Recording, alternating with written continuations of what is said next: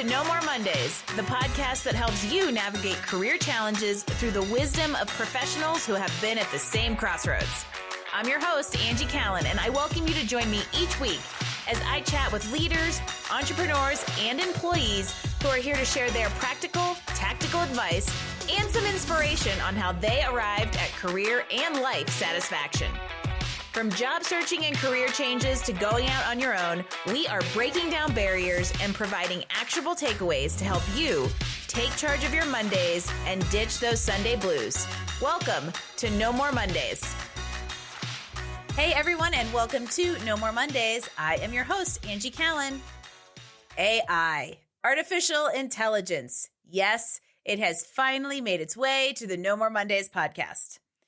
Artificial intelligence has actually been around for a little while, but it's taking the world by storm, and it's just a hot topic in every conversation at the moment because of that newfound accessibility to individuals and consumers that we've seen over the last 6 months. So I want to ask you, do you fear AI? Do you embrace AI? Do you find it fascinating? Do you see it as an enablement tool? There's a million different ways AI can fit into our lives, and we're going to talk about it today. So if you have been sitting there asking yourself, how is AI going to impact me, my job, or my future? Keep listening. We've got technology consultant and AI expert Manoj Agrawal here to guide us through the transformative potential that AI has to benefit us in our businesses, our careers, and our lives. And I am excited to dig into this topic because it is so trending right now and because there is so much potential there. So without further ado, let's get this conversation going. Manoj, welcome to No More Mondays. Thank you so much. Excited to be here. I am too. And I kind of sit in an interesting space where I do a lot of career coaching of individuals trying to progress their careers. Then I also do a lot of coaching. So we've kind of got a dual audience here. And from a career perspective, we hear a lot about the fears around AI. It's going to replace me. Robots are going to be doing our job. So I'm very excited to have this conversation, maybe break down some myths and give everybody a little bit of a new perspective. Yeah. And I know you've been involved in the AI world for quite some time because, y'all, this thing isn't that new. And Manoj is a heavy hitter in the space. And so I really want to know from you, I want to know how long you've kind of been into this whole AI world and how long has AI really been in our lives without us even knowing it? So let's start there. AI actually has been around since the 60s. But really, when it started to come together, in effect, was around year 2000, 1995, 2000, something like that.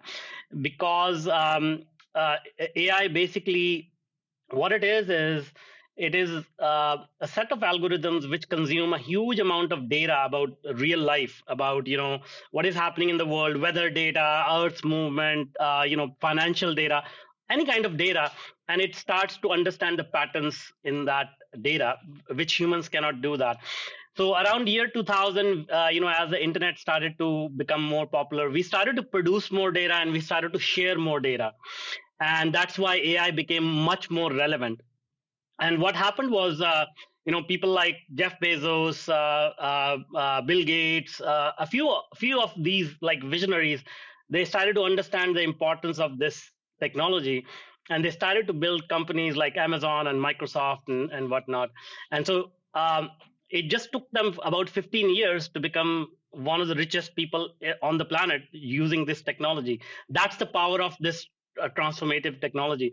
Me personally, I got involved in it around year 2006. So that was the first time that I, started working on AI, and I was just blown away because even though I was sort of the technical mind behind it, I never expected something to perform so much better than humans in very short period of time. Like trained professors or trained physicians, AI was doing much better job than those people. And we are talking about like almost 15, 16 years ago. And today technology is far, far, far advanced, right? So when people say, I'm afraid that AI is going to take away my job, I tell them, go back maybe about 100 years before the automobile was invented. And we used to go from one place to another in horse carts. And the horse cart a person who owns a horse cart had the same worry. Oh, this car is going to replace me and my horse. What they didn't realize was that the car is going to make them go much faster. Plus, if they're worried about their job, the car repair or car painting or building cars, those kind of jobs will be much more high paying than driving around a horse cart. So the idea is that technology always gives you more productivity, which ultimately means more dollars in your pocket. So AI is not going to take anybody's job. A person who understands AI will take away their job. That is the difference we need to really understand. So if you really want to, I mean, here are a few statistics for you. Um, and these are not my numbers; these are numbers from really significant people. So the CEO of IBM has said that AI is going to add about $10 trillion to the world economy by 2030. Okay, so that is 10,000 billion in the next 7 years. And currently, today, the world economy is about $100 trillion, the total world's wealth in a year that is produced. That means more than 10% of the total world's wealth is going to be added in the next 7 years by AI. I mean, right? That's a substantial increase in a relatively short period of time. Absolutely. If the prediction is correct. Absolutely. I believe it's even on the lower end. I believe it'll be like 15 to 20 trillion. But the idea is this is the biggest wealth making opportunity in ever. Because nothing like this has happened before to humanity before. And on the flip side, the CEO of Google and many other prominent people have said that within the next 5 to 7 years, there'll be two types of businesses. One that are using AI and one that are no longer in business. So, and that's also a true statement, because think about it. Like, I remember 1995 was the first time I logged into the internet. Okay. And in 1998, Netscape, everybody, Netscape. Exactly, Netscape and Hotmail and whatnot. And then in 1998, I was trying to apply for my first first position job as an entry-level programmer. And within 3 years, like, the world had changed so much that in 1998, if I didn't have an email address, I could not even apply for an entry-level job. So the world had changed in 3 years. So imagine what kind of impact AI is going to have. And coming back to your last point, which is, has AI been in our lives already? Absolutely. This meeting that we are recording, this podcast we are recording, is a result of AI, because we are talking to each other in high definition in real time. And in the background, AI is optimizing the video, the audio, so that we can hear and see each other in real time. You take out your mobile phone, your iPad, any device, everything on that device is because of AI. It's manufactured because of AI. It got all these apps running because of AI. So when you go somewhere, I'm terrible with directions. If I plug in the address in GPS, that's all AI. So when people say, oh, AI is going to do this or going to do that, I just smile at them and say, okay, when was the last time you ordered Amazon package? It already has. Yes. It already has. Exactly. Well, and I think that this is a very good kind of like leaving off point to something I wanted to just bring up, which is the elephant in the room of ChatGPT. Because I think that's why it has all of a sudden made everyone so much more aware of what AI can do and the presence in our lives, because it's made it accessible to your average Joe, which is what I want to get into around some like small business stuff. But before that, you mentioned like how prevalent it was in, medical healthcare settings. Well, that's a really large, enterprise scale use of it, that unless you're the one realizing that's what's happening when you're under the knife, you're kind of like passively, it's in your periphery.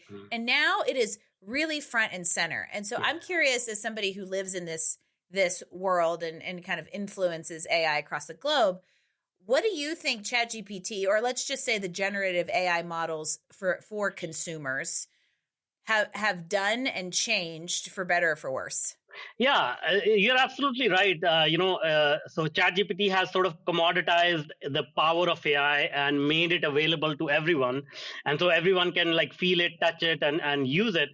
So what it has done is it has unlocked the barriers of our cognitive abilities, meaning our mind is only capable of learning so much, and there is so much noise in the world. We get tired. We all want success. We all want lots of money and success, but there are barriers in front of us. We need to acquire skills. We need to learn things. We need to, get master's degrees, PhDs. All of that was the paradigm before AI came onto the scene. But today, you can go to ChatGPT and you can ask any question. So ChatGPT, if you will, think about it like it is like a very obedient employee who has a PhD in sales, who has a PhD in marketing, who has a PhD in history, who has a PhD in any kind of topic that you can think of, and you have hired that person for $20 a month, and they never sleep, and they are always available. And they're highly trainable. Exactly. So that is the power when people realize, because at the end of the day, what is success? Success is when like-minded people come together. Even if you're running a small business or a large corporation, the true wealth of any organization are the people, the knowledge that they bring to the table, and how they execute. And so if you can have a really efficient, knowledgeable employee on your board, and by the way, every member of your team can also have an employee assisting them. Imagine the exponential growth potential that it's going to have. And here is another prediction I can make. In the next 7 to 10 years, there will be public companies listed on stock exchanges with one employee, which is the CEO. Can I be first? Yeah, absolutely. Absolutely. Well, and I like what you said, because I wanted to talk a little bit about how we apply this to business, and you set it up perfectly. And for instance, I have figured out ways to ChatGPT specifically, or if we want to call it generative AI, at the consumer level or individual level, is an enablement tool. Mm-hmm. And I think this is where a lot of people get scared that like, oh my gosh, it's going to replace me as a writer. Well, the thing about it is you hit the nail on the head earlier with the reason that we have these things is because we now have enough data and the ability to process enough data from a technological advancement perspective to provide this kind of parsing. But at the end of the day, the thing only knows what data it has to access. It doesn't have EQ, interpolation. It can't really create. It can only mimic. And so there's still a human brain factor there that hasn't completely been reduced. And I know for me, I love what you just talked about as it being an employee. I feel like this is going to sound maybe a little weird, and I promise that I am not like the opposite of that movie, Her. Remember that movie with Joaquin Phoenix? I feel like I do have a coworker now. So if I want feedback on something, I could be like, hey, ChatGPT coworker, what do you think of this? And it does kind of give me that trainable piece of technology. It enables me to feel like I might not be in my own echo chamber, which is a really interesting way to look at it. Absolutely. Yeah. Just like, you're mentioning that you work with coaches, we are limited in our ability to understand the world based on our personal experience or some books we have read. But imagine if you're a writer, you can go into situations where you can not imagine that situation. Let's say you say to ChatGPT, I want to be in the middle of this war that happened in the middle of Middle East in 1500s, and I want to talk to that leader of the army. What was he feeling? What was he going through? And ChatGPT will be able to give you some meaningful information. That is enriching your experience. That is enriching your knowledge and giving you access to things that you didn't have before. Not just like information, but also what kind of emotions those people were going through. And the other aspect that you mentioned, EQ, uh, no no amount of progress or technological advancement is going to replace that EQ. In fact, EQ is going to become the currency for the future, because that is not going to be replaceable. Because so far in our human evolution, our thinking ability has been the currency, because whoever can come up with the best solutions, they get the big bucks, they get the more success. But now everybody has the same level of IQ. I mean, machines today have an IQ of 1,000. You cannot beat them at the IQ level. What you will be able to beat them at is EQ, and not everybody has EQ. So I tell people that AI is pushing us towards becoming more human rather than more robotic. What a way to flip the script on that. Mm-hmm. And so by nature, now we have the ability to grow our IQ through this enablement tool, mm-hmm. which means we should be focusing, and we have the time to focus on growing those soft and human skills that, when combined with that enabled IQ, are going to make you a superhero in your domain. Exactly. Absolutely. You got it. That's a really cool way to look at it. This is why I love podcasts, everybody. How cool of a thing to think about. So I'm curious, I would love just like a specific suggestion or two on how can I, as a small business owner, as a coach, leverage the tools available right now to my advantage. How can I apply them? Yeah, so I'll give you a nugget that we actually share with our Fortune 500 clients. Okay, so the idea is that as a business owner, or as an adult, human adult, we go through so many life challenges every day, right? So imagine if you are into philosophy, you may have heard the name Socrates. Socrates, the father of modern philosophy. So Socrates has a very simplistic view of life, and he really helps you understand any difficult situation, how to analyze it, how to get out of it. Imagine if you are able to sit next to Socrates and say, Socrates, I am having a tough time today. I'm dealing with an employee who's not performing. What do you suggest? And Socrates will be able to really in a step-by-step manner give you some suggestions that you can implement today in your business, which will give you the expected outcome. Not only that, but it'll make you a better human being, because you will be able to realize what are your blind spots. So a simple prompt could be, go to ChatGPT and say, act like Socrates, and this is my problem. I'm dealing with an employee, or I'm dealing with my kid. I'm dealing with, whatever, cash flow issues, whatever that problem is. And give me your Socratic questioning that I can ask myself. So Socratic questioning is a set of simple questions that you can ask in any situation to dive deeper into the root cause of the problem. So you just talk to it and say, okay, give me these Socratic questions in the context of my situation. And in order to add a little bit more spice to it, you can also tell ChatGPT a little bit about yourself. I'm 48 years old male living in Canada. I'm in technology. I have 2 kids, so that it gets more context. Now, the questions it'll give you, it will be almost sitting, not even almost, it's surreal. It's almost surreal, because you're talking to Socrates, giving you advice in your particular situation, and just it blows people's minds away. I love that idea. And this is a good, because the other thing is we have to learn how to input, and this is where the intuition EQ piece comes in.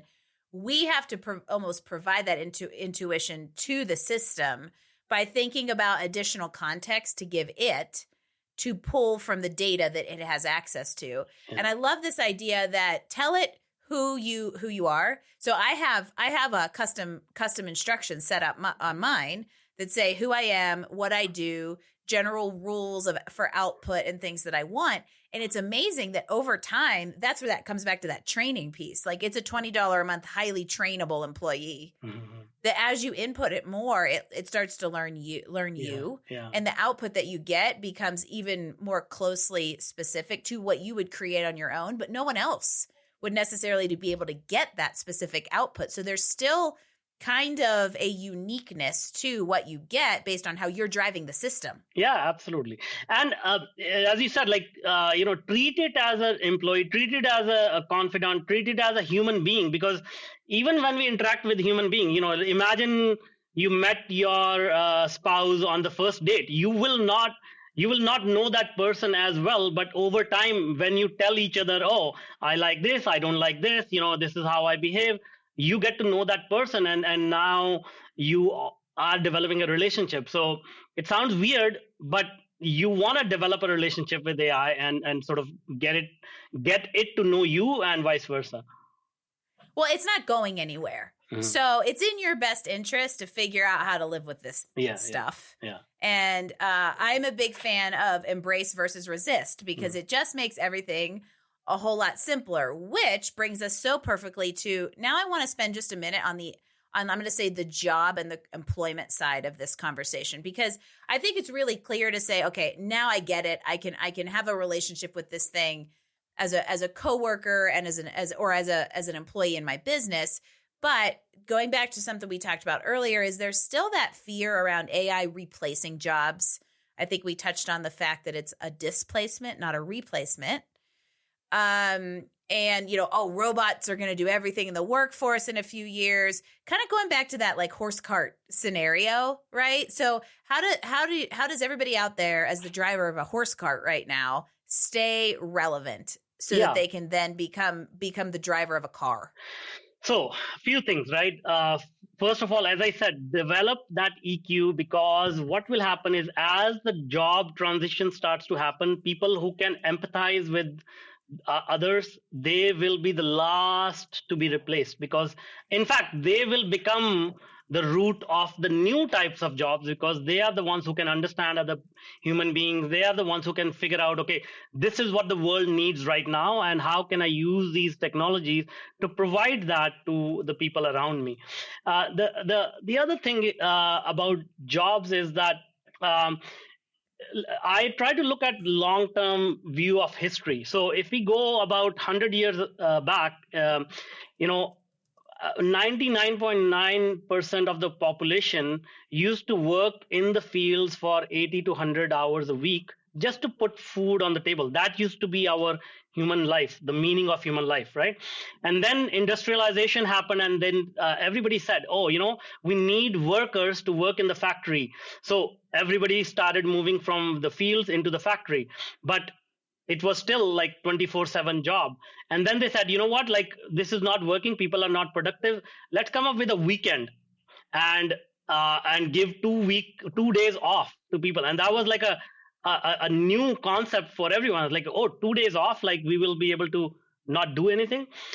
And now we are talking about like 4-day week and whatnot. So what you can do is, so if you plot all this on a graph, as technology progresses, the human effort needed to produce goes down. Okay, so what does that mean? People get nervous. What will I do? Well, as human beings, it's not natural for us to spend 40 hours a week in a cubicle. That's not how we were made. We are creators, and we are thinkers, and we are artists. Okay, so what will happen is, the softer side of things, like the soft skills, the music and poetry and art, these will become the mainstream professions of tomorrow. And when people say, oh, this is unlikely, I tell them, look at history. History repeats itself. In the 1500s, there was a 300 year period called Renaissance in Europe, where the artists were at the top of society. They were paid the highest money in number. They had the highest ranks in the court system. All of that. So this is again going to happen That is what is going to when we get some free time, what do you think you want to do? You want to go out and spend time with family. You want to go out in nature, hiking, draw. That's exactly what is going to start happening now.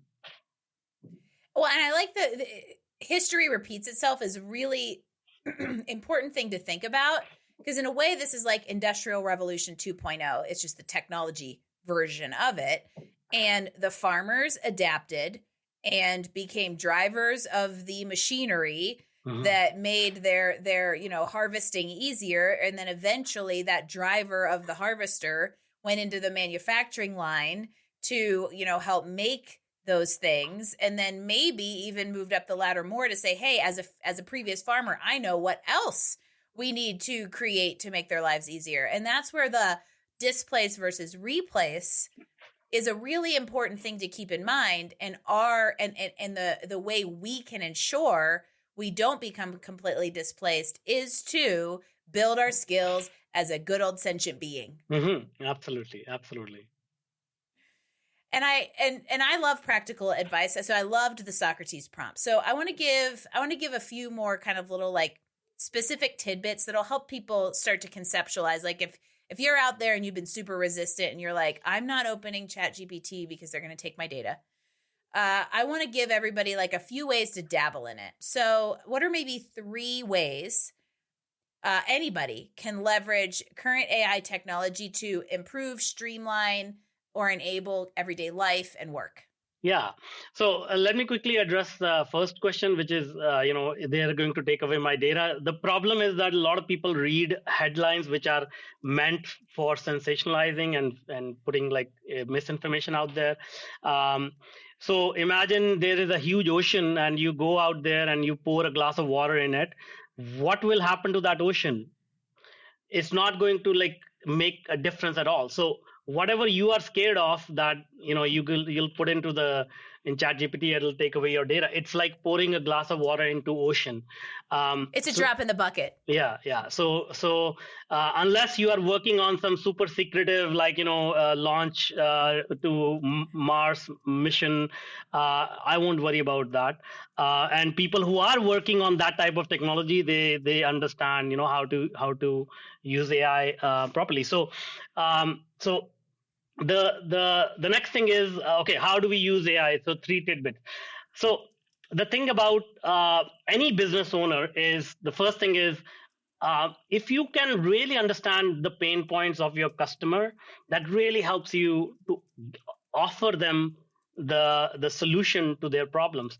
And many times what happens is, as business owners, we are always sort of too occupied with our own thoughts. Okay, this is what I want to do, this is what I want to offer, but we forget that we are not our customers.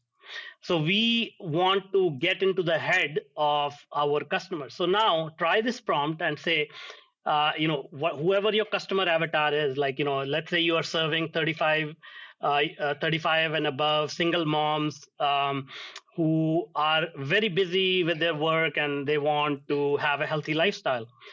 So you plug that in and then you say, okay, give me the pain points that they are going through in their daily life. Right now, this will actually start to put you in their shoes and make you feel what they're feeling right now on day-to-day basis. And you can use that information now to create offers, products, services that can really help solve those pain points. Because otherwise, you are going to have like a lot of surveys. You're going to have to talk to a lot of people. And in fact, I have been in the startup scene for 3 decades. 95% of the startups, even if they are well funded, they don't do this research because it's so difficult. They build technology for technology's sake, or they're trying to create a problem to solve with their idea. And you took work, like, if there's anybody out there who has been in my Build Your Business program, everybody, I did not tell Manoush to say verbatim the line that I tell all the time, which is understand the pain points of your customer so that you can offer solutions to their problems. It is the foundation of sales. And whether you're selling a widget or whether you're selling a service based on your brain power, if you can find a way to position that as the missing puzzle piece, it makes a huge difference to your business. So that's just a great little piece of business wisdom from Manoj. And now you can use AI to drill down into it even more specifically. Yeah, exactly. So, and again, you will see that the theme here is that you can use these technologies to increase your EQ. That's what it is, like increasing your EQ, empathizing with other people. The next one is a very interesting one where, we all have certain skill sets and we are good at it, but a business needs multiple skill sets, even the ones that we are not good at. So I'm not good at finance and managing my books and sort of doing my taxes, these kind of things. So obviously I have an accountant who helps me, but then sometimes I have more questions that the accountant, I didn't get to ask the accountant, because sometimes I actually feel stupid asking some questions about that. Now you can, this is something to be very careful about. This is where I won't recommend you do this on your own until you understand what it is that I'm trying to make you understand. But as an experiment, you can try it. What I did was I uploaded my financial data into AI, and I said, act as my CFO, understand these financial statements, and give me advice on how I can save money, give me a budget, all of that, right? And now it actually analyzed my financial statements and it gave me some advice that I would have had to pay, like, enormous amount of money to hire qualified CFO to train me or to answer my questions, right? So that's the kind of like expertise you can extract out of AI now.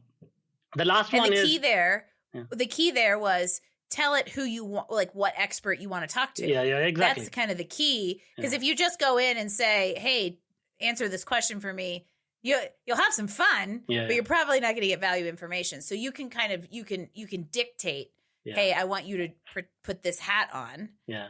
What's your third tip? Yeah. So the third one is, like, we always focus a lot on text based. Most people think AI is like this chatbot, but the visual aspect, and humans are very visual. So I always recommend people also invest some time in learning the visual AI, which is like tools like Midjourney or Dolly 3, which can take any prompt and create very engaging images.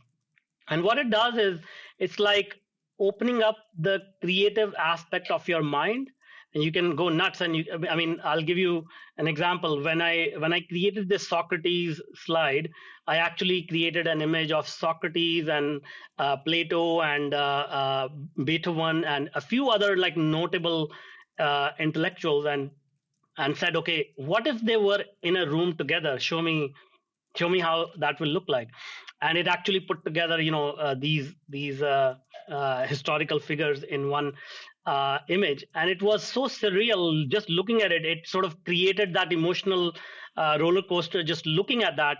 And when I present these kind of images in boardrooms, people, even if they're not paying attention or they're on their phone, that image gets imprinted on their mind, because as humans, we are just visual creatures, and they cannot forget that experience, even if it's just one glimpse of that image or something along those lines. So imagery and visual aspects are very powerful. If you start to learn those and you start to incorporate that in your whatever you're doing, like pitches, or even telling stories to your kids. Like when I was visiting with my family, and I have nieces and nephews, so I actually showed them some scientific facts, but accompanied with images about that scientific fact, and they got it immediately, because now they can visually understand what is going on, and they can remember the fact as well, rather than just reading about it. Yeah, most of us are visual, and it contributes to the storytelling aspect, and we know humans love stories. That's why we tell kids stories. And so the imagery stuff in AI is really fun, My husband Jim is getting really really good at it. If you want to check it out, I'll give you a shameless plug. Defiance Digital Media is his media site, and he really kind of dialed in some AI to kind of nail that branding and create some imagery that tells you exactly what you want to know. So that's a fun tip. So I think there are actually 4. So the first one is get over the whole data stealing stuff, right? So just move on. But really, there is this idea of use it to gain additional insight into your customer avatar and their problems, so that you have those thoughtful, aligned offerings. Use it as a way to increase your EQ via the IQ it enables. And then third is don't forget the visuals. Yeah, exactly. You got it. You are Those so are good. 3. You're so good at just summarizing and boiling it down to. That is 6 years and 2,000 resumes later. Yeah. That's what that has helped me do. I want to know what you're excited about in the world of AI. What's coming up? What have you gotten a glimpse into that kind of has you excited about things to come? Well, I mean, what?